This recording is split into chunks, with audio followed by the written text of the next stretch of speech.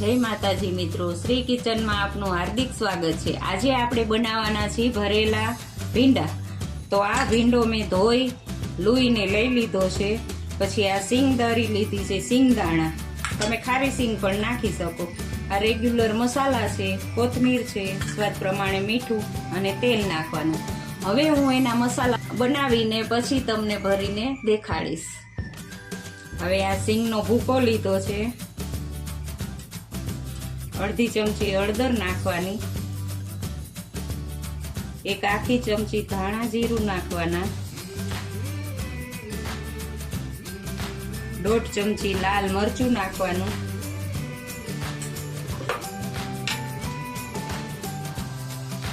સ્વાદ પ્રમાણે મીઠું નાખવાનું। હવે એમાં કોથમીર નાખવાની, તમને ભાવે તો નાખવાની, નકર નહીં। પછી એમાં 1 પાવરું આપણે તેલ લેશું।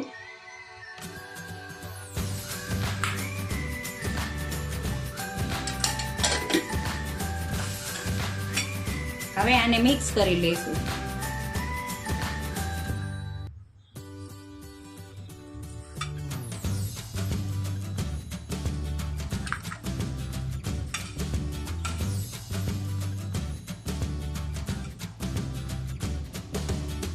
તમારે તીખું જોતું હોય એટલું મરચું નાખવાનું।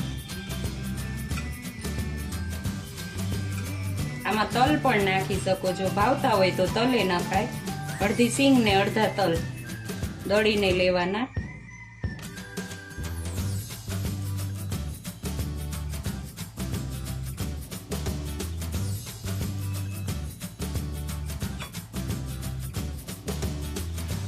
જો આપણો મસાલો આ બનીને તૈયાર છે। હવે ભીંડો ભરવાનો।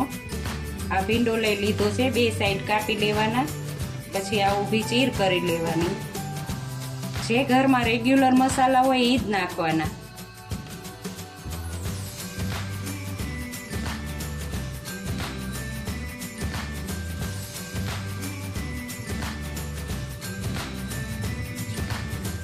આવી રીતે ભરી લેવાનું।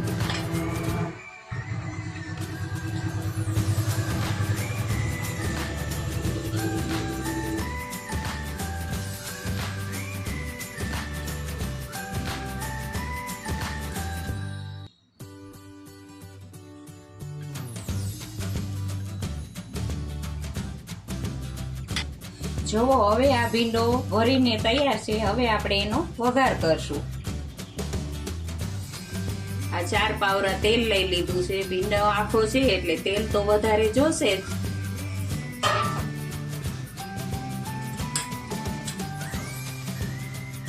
આ જીરું અડધી ચમચી લેવાનું, તેલ આવી ગયું છે, એમાં જીરું નાખવાનું,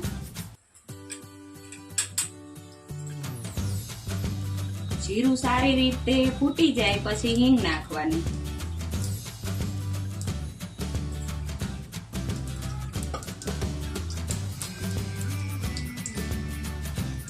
જો હવે આપણું આ જીરું ફૂટી ગયું છે એટલે અડધી ચમચી હિંગ નાખવાની।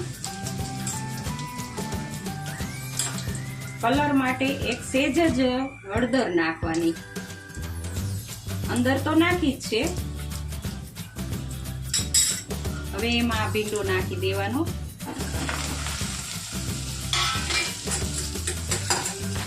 હવે એને ધીમા આંચે સારી રીતે હલાવવાનું, ધીમે ધીમે, નકર આ ભીંડામાંથી બધો મસાલો નીકળી જશે।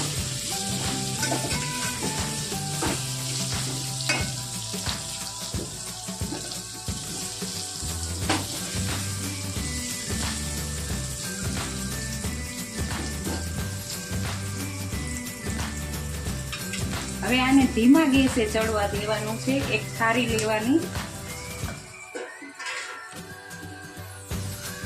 વરાળે જ ચડવા દેવાનું, એટલે પાણીથી ને નીચે વરાળ થશે એટલે ભીંડો ચડી જશે।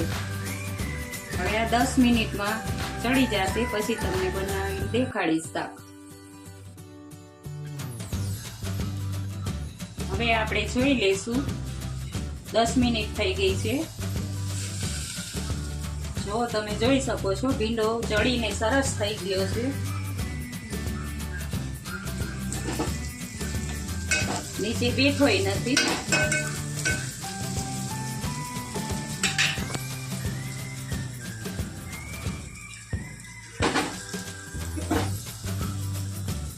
દસ મિનિટમાં ભીંડો ચડીને સરસ તૈયાર થઈ ગયો છે.